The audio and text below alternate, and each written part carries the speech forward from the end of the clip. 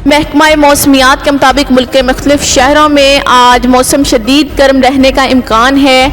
महकमा मौसमियात ने इस हवाले से कहा कि आज हैदराबाद में दर्जा हरारत 44 से 46 डिग्री सेंटीग्रेड रहने का इम्कान। दरियासना शदीद गर्मी में बिजली बंदिश का दौरानिया 14 से 15 घंटे तक हो गया। इस हवाले में एस्को का कहना था कि लाइन लॉसेस और लोड मैनेजमेंट की बुनियाद पर 12 घंटों तक बिजली की बंदिश है। मीरपुर खास में आज दर्जा हरारत 48 डिग्री जबकि दादो लाड़काना में दर्जा हरारत 49 डिग्री सेंटीग्रेड रहने का इम्कान। सखर और टंडोवालिहार में दर्जा 48 डिग्री सेंटीग्रेड और मटियारी में 49 डिग्री सेंटीग्रेड रहने का इम्कान है।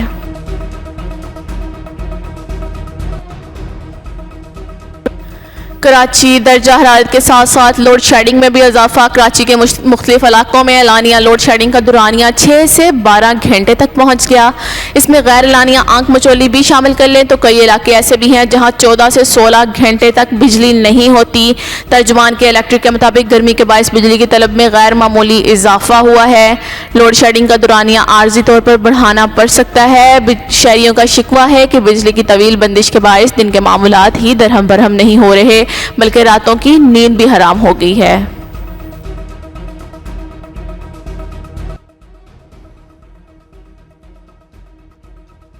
वाकया समझ में आ रहा है और अभी तक जो उनको ब्रीफिंग आईजी साहब को भी मिली और एडिशनल आईजी साहब भी मौजूद है, वो ये नहीं कि किसी गाड़ी को कोई हिट किया गया या किसी को टारगेट किया गया। एक प्लांटेड चीज़ थी, उसका टाइम भी शायद कोई फिक्स था और उसने उस टाइम पर ब्लास्ट होना था। अफसोसनाक वाकया हुआ, उसके मजम्मत भी कर रहे हैं और गवर्नमेंट का ये काम है कि जो भी एक्चुअल कल्प्रिट्स हैं उनको बिहाइंड द बार्स। कराची धमाके में कोस्ट गार्ड की गाड़ी को निशाना नहीं बनाया गया। कोस्ट गार्ड ने कराची के इलाके सदर में होने वाले बम धमाके में अदारे की गाड़ी को निशाना बनाने की तरदीद कर दी। कहा कि जहां धमाका हुआ इससे कुछ दूर कोस्ट गार्ड की गाड़ी मौजूद थी। गाड़ी में ड्राइवर समेत तमाम अफराद महफूज हैं। ख्याल रहे कि सदर के दाऊद पोता रोड पर होने वाले इस धमाके में एक शख्स जाँ बहक जबकि 13 जख्मी हुए। साबिक वज़ीर आज़म इमरान खान और वज़ीर ख़ारजा बिलावल भुट्टो ज़रदारी ने गुज़िश्ता रोज़ कराची के इलाके सदर में होने वाले धमाके की मज़म्मत की। दाऊदपोता रोड पर गुज़िश्ता रोज़ तकरीबन 10:52 पर धमाका हुआ था। रिपोर्ट्स के मुताबिक तहरीक इंसाफ के चेयरमैन इमरान खान का कहना था कि कराची में धमाके की मज़म्मत करते हैं, जानी और माली नुकसान पर इजहार अफसोस है। दूसरी जानब वज़ीर ख़ारजा बिलावल भुट्टो ने धमाके में जानी नुकसान पर गहरे दुख का इजहार करते हुए मुतल्लिका हक्काम को अफसोसनाक वाक़े की जामिया तहकीकात की हिदायत की है।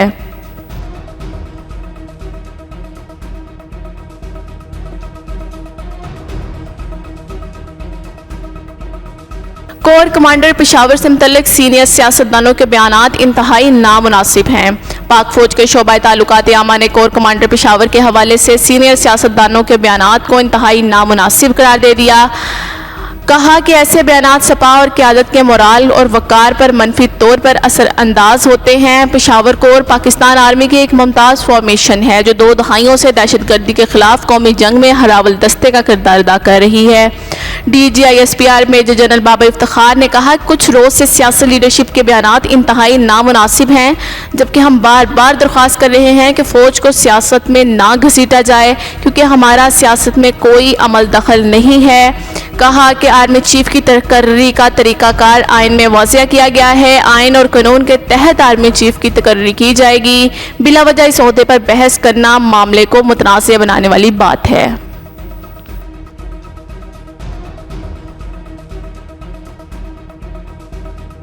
लंदन में पाकिस्तान मुस्लिम लीग नून के कायद मियां नवाज शरीफ की ज़ेर सदारत पार्टी का अहम इजलास हुआ। 2 घंटे तक जारी रहने वाले इजलास में वज़ीर आज़म शहबाज शरीफ और उनकी काबीना के अरकान शरीक हुए।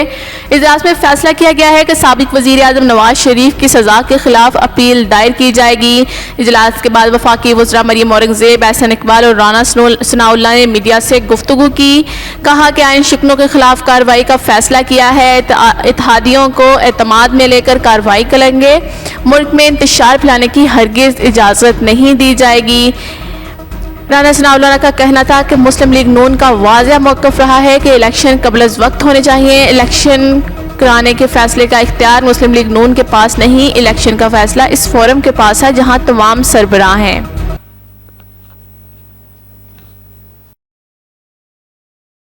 साजिश का पता चला, जो लोग साजिश रोक सकते थे मैंने उनको ये बताया कि हमने बड़ी मुश्किल से मुल्क की माइशत को संभाला है।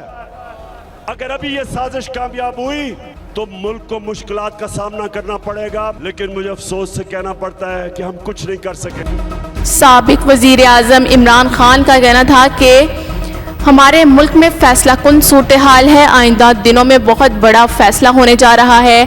अटक में अवामी जलसे से खिताब के दौरान कहा कि जब हमें साजिश का इल्म हुआ तो साजिश रोकने वालों को आगाह किया गया था। बड़ी मुश्किल से मुल्क की माशियत को संभाला है।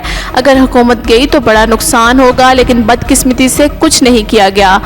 कहा कि आसिफ अली जरदारी का नैब में इस्लाहात का कहना क़यामत की निशानी है। कहा कि जब तक मैं जिंदा हूँ चोरों, डाकुओं और गुलामों को कबूल नहीं करूँगा।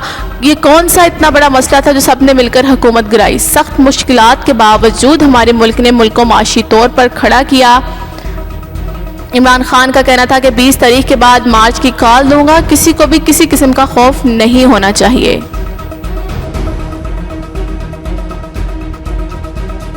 मुल्तान के जिला डेरा बगटी में हैजे की वबा बेकाबू हो गई, जिसके बाद रोजाना 40 से 50 नए मरीज रिपोर्ट हो रहे हैं, जबकि हैजे से अब तक 4 अफराद इंतकाल कर चुके हैं। महकमा सेहत की रिपोर्ट के मुताबिक हैजे की वबा से अब तक 4 अफराद का इंतकाल हो चुका है। माहिरीन तब के मुताबिक आलूदा और गंदा पानी पीने से ये मर्ज लाहक होता है, जबकि पीरा कौम में पीने के लिए साफ पानी दस्तयाब ही नहीं।